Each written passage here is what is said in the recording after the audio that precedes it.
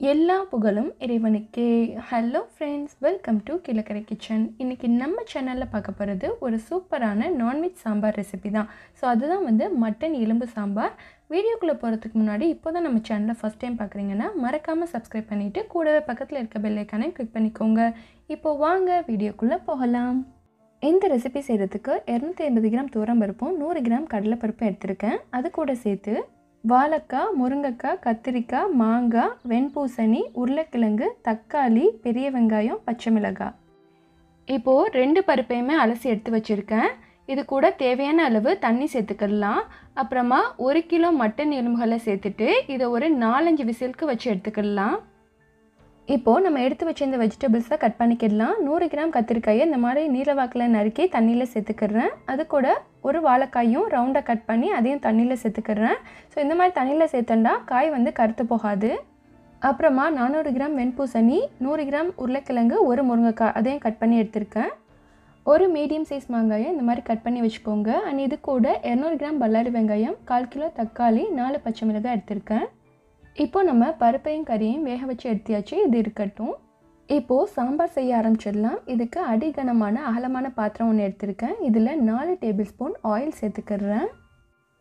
And இது கூடவே 2 table spoon கீயும் add பண்ணிக்கிறேன். ஸோ 2 சேர்க்கறதுனால சாம்பார் நல்ல மணமாக இருக்கும். எண்ணெய் சூடானதும் இதில் 4 பட்டை, 4 கிராம்பு, 4 ஏலக்காய், 2 ரம்பலை, 4 கொத்து கருவேப்பிலை சேர்த்துக்கிறேன்.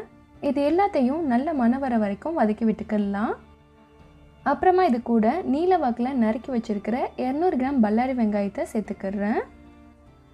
நம்ம சேர்த்த வெங்காயம் நல்லா பொரியணும்னு தேவையில்லை. இது லைட்டாக கண்ணாடி பதம் வர வரைக்கும் வதங்கினா போதும். இந்த சாம்பாருக்கு நான் வெண்பூசணி சேர்க்கணும்னு சொல்லியிருந்தேன். ஸோ அது கிடைக்காத பட்சத்தில் நீங்கள் அதே வெயிட்டில் சௌச்சௌ கூட ஆட் பண்ணிக்கிடலாம். நெக்ஸ்ட்டு இதில் ஃப்ரெஷ்ஷாக அரைச்ச 4 டீஸ்பூன் இஞ்சி பூண்டு பேஸ்ட் ஆட் பண்ணிக்கிறேன். இப்போது இதோட பச்சை வாசனை போய் நல்ல மணம் வர வரைக்கும் வதக்கி விட்டுக்கலாம். ஸோ இதோட வாசனை வெளியில் போகாத அளவுக்கு நம்ம இதை கொஞ்சம் நேரம் மூடி போட்டு குக் பண்ணலாம். 2 நிமிஷம் கழித்து மூடி ஓப்பன் பண்ணிவிட்டு இதை நல்லா மிக்ஸ் பண்ணி விட்டுக்கலாம். இஞ்சி பூண்டு சேர்த்தாவே இது கீழே அடிப்பிடிக்கும். ஸோ அதனால் அடிப்பிடிக்காத அளவுக்கு இதை கண்டினியூஸாக கிளறி விட்டுட்டு இருங்க. அப்புறமா நறுக்கி எடுத்து வச்சுருக்கிற 250 கிராம் தக்காளி, 4 பச்சை மிளகாய் ரெண்டையும் இது கூட ஆட் பண்ணிக்கிறேன். லைட்டாக அடிப்பிடிக்கிற மாதிரி இருந்துச்சுன்னா நீங்கள் டக்குன்னு தக்காளியை சேர்த்துருங்க. ஸோ அப்போ அதோட ஈரத்தன்மை பட்டதுக்கப்புறம் அது நார்மலாக வந்துடும். நல்ல பழுத்த தக்காளியை சேர்த்தனா சாம்பார் நல்லா டேஸ்ட்டாக இருக்கும். அடுத்ததாக நம்ம கட் பண்ணி எடுத்து வச்சுருக்கிற எல்லா வெஜிடபிள்ஸையும் சேர்த்துக்கலாம். நான் ஸ்டார்டிங்லேயே ஒரு வெஜிடபிளை சொல்ல மறந்துட்டேன். ஸோ அது கேரட் 100 கிராம் அளவு சேர்த்துக்கோங்க. இந்த மாதிரி ரவுண்டாக கட் பண்ணி சேர்த்துக்கோங்க. அப்போ தான் சாம்பார் ரொம்ப நல்லாயிருக்கும். இதில் மாங்காவை மட்டும் இப்போது சேர்த்துற வேணாம். ஸோ மாங்காவை கடைசியாக தான் சேர்க்கணும். இப்போவே சேர்த்துட்டோன்னா அது கரைஞ்சிரும். ஸோ அதை தவிர்த்துட்டு மற்ற வெஜிடபிள் எல்லாத்தையும் சேர்த்து நல்லா மிக்ஸ் பண்ணி விட்டுக்கலாம். இப்போது இது கூட தேவையான அளவு உப்பு சேர்த்துக்கிறேன். ஸோ நான் பருப்பு ப்ளஸ் காய் ரெண்டுக்குமே சேர்த்து நான் ஆட் பண்ணிக்கிறேன்.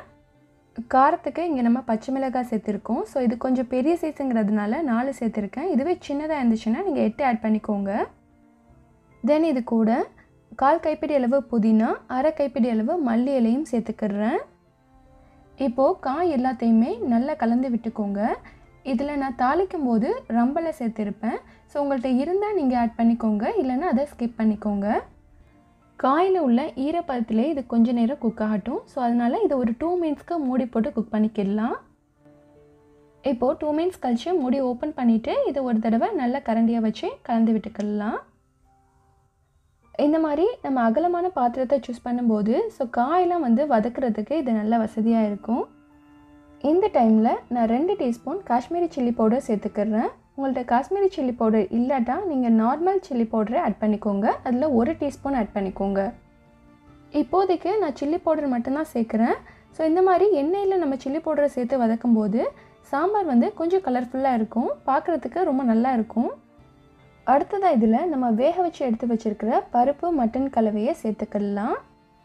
அந்த வேக வச்ச குக்கர்லேயே கொஞ்சமாக தண்ணி சேர்த்து அலசி அதையும் இது கூட ஆட் பண்ணிக்கிறேன். நம்ம வேக வச்ச பருப்பு இந்த மாதிரி இருக்கணும், ரொம்ப குழஞ்சிடக்கூடாது. அப்போ தான் சாம்பார் நல்ல ருசியாக இருக்கும். இந்த பருப்பு கலவையை சேர்த்ததுக்கப்புறம் இதை நல்லா மிக்ஸ் பண்ணி விட்டுக்கோங்க. ஸோ இதுக்கப்புறம் தான் நம்ம இதில் மற்ற மசாலாவெல்லாம் ஆட் பண்ண போகிறோம். நம்ம சேர்த்த எல்லாமே இன்னும் 100% குக் ஆகலை, இன்னும் இது வெந்து வரணும். இப்போது இதில் நான் மற்ற மசாலாக்களை ஆட் பண்ணிக்கிடுறேன். 2 டீஸ்பூன் மல்லித்தூள், அரை டீஸ்பூன் மஞ்சள் தூள், 2 டீஸ்பூன் ஜீரகத்தூள் சேர்த்துக்கிறேன். இப்போது மசாலாக்களை சேர்த்ததுக்கப்புறம் இதை கட்டி இல்லாமல் எல்லா பக்கமும் நல்லா படுற மாதிரி கலந்து விட்டுக்கோங்க. கறியும் காயும் இன்னும் கொஞ்சம் நேரம் வேகணும். ஸோ இது திக்காக இருக்கிறதுனால இதில் எக்ஸ்ட்ரா 1 கப் அளவு தண்ணி சேர்த்துக்கிறேன். இந்த மட்டன் எலும்பு சாம்பார் வந்து கேரளா, கோயம்புத்தூர் சைட்லலாம் வந்து பிரியாணிக்கு சைட் டிஷ்ஷாக வச்சு சாப்பிடுவாங்க. ரொம்ப சூப்பராக இருக்கும். இந்த காயெலாம் ஓரளவுக்கு வெந்ததுக்கப்புறம் நம்ம தோல் சீவி கட் பண்ணி எடுத்து வச்சுருக்கிற மாங்காய் துண்டுகளை சேர்த்துக்கலாம். இப்போது இதை மூடி போட்டு ஒரு கொதி வந்ததுக்கப்புறம் இதை ஓப்பன் பண்ணி பார்க்கலாம். இந்த ஸ்டேஜில் நம்ம மாங்காவை சேர்த்தா தான் மாங்காய் கரையாமல் முழுசாக கிடைக்கும். இது ரொம்ப கரைஞ்சிச்சுன்னா புளிக்க ஆரம்பிச்சிடும். ஸோ இதில் நம்ம புளியும் சேர்க்க போகிறோம். ஒரு நெல்லிக்காய் அளவு புளியை கரைச்சி எடுத்து வச்சுருக்கேன், அதை இது கூட ஆட் பண்ணிக்கிறேன். புளி கரைசல் சேர்த்ததுக்கப்புறம் இதை நல்லா கலந்து விட்டுக்கோங்க. நிறைய மாங்காய் சேர்த்துற வேணாம், ரொம்ப புளிக்கும். ஸோ டேஸ்ட்டுக்காக கொஞ்சமாக சேர்த்தா போதும். புளி கரைசல் சேர்த்து இது ஒரு கொதி வந்ததுக்கப்புறம் அரை மூடி தேங்காயை அரைச்சி பால் எடுத்து வச்சுருக்கேன், அதை இதில் ஆட் பண்ணிக்கிறேன். தேங்காய் பால் சேர்த்துட்டு அதை அப்படியே விட்டுட்டேன்னா அது திரண்ட மாதிரி ஆயிரும். ஸோ சேர்த்ததுக்கப்புறம் இதை நல்லா கரண்டியை வச்சு கலந்து விட்டுக்கோங்க. இந்த டிஷ் வந்து பார்க்குறதுக்கு தால்ச்சா மாதிரி தெரியலாம், பட் இதில் வெண்பூசணி, முருங்கைக்காயெல்லாம் சேர்த்துருக்கோம். ஸோ இது வந்து ஒரு அசைவ சாம்பார். இது ரொம்ப டேஸ்ட்டாகவும் இருக்கும், டிஃப்ரெண்ட்டாகவும் இருக்கும். தேங்காய் பால் சேர்த்ததுக்கப்புறம் இது கொதி வர ஸ்டேஜில் இதில் நம்ம கட் பண்ண மல்லி இலைகளை சேர்த்துக்கலாம். இப்போது இதை மூடி போட்டுட்டு ஸ்டவ்வை ஆஃப் பண்ணிடலாம். ஒரு 10 மினிட்ஸ் கழித்து மூடி ஓப்பன் பண்ணி பார்க்கலாம். சாம்பார் வந்து நல்ல மணமாக இருக்குது. இப்போ மணக்க மணக்க மட்டன் எலும்பு சாம்பார் சூப்பராக ரெடி ஆயிடுச்சு. இதை வந்து நம்ம பிரியாணிக்கு சைட் டிஷ்ஷாக வச்சு சாப்பிடலாம், அப்புறம் கீ ரைஸ், ஒயிட் ரைஸ் எல்லாத்துக்கூடையும் சாப்பிடலாம். ரொம்ப சூப்பராக இருக்கும். கண்டிப்பாக எல்லாருக்குமே இந்த ரெசிபி பிடிக்கும். ட்ரை பண்ணி பாருங்கள். வீடியோ பிடிச்சிருந்தால் லைக் பண்ணிவிட்டு உங்கள் ஃப்ரெண்ட்ஸ் அண்ட் ஃபேமிலிஸ்க்கும் ஷேர் பண்ணுங்கள். மறக்காமல் நம்ம சேனலை சப்ஸ்கிரைப் பண்ணுங்கள். அடுத்து ஒரு இன்ட்ரெஸ்டிங்கான வீடியோவில் சந்திக்கிறேன். தேங்க்ஸ் ஃபார் வாட்சிங்.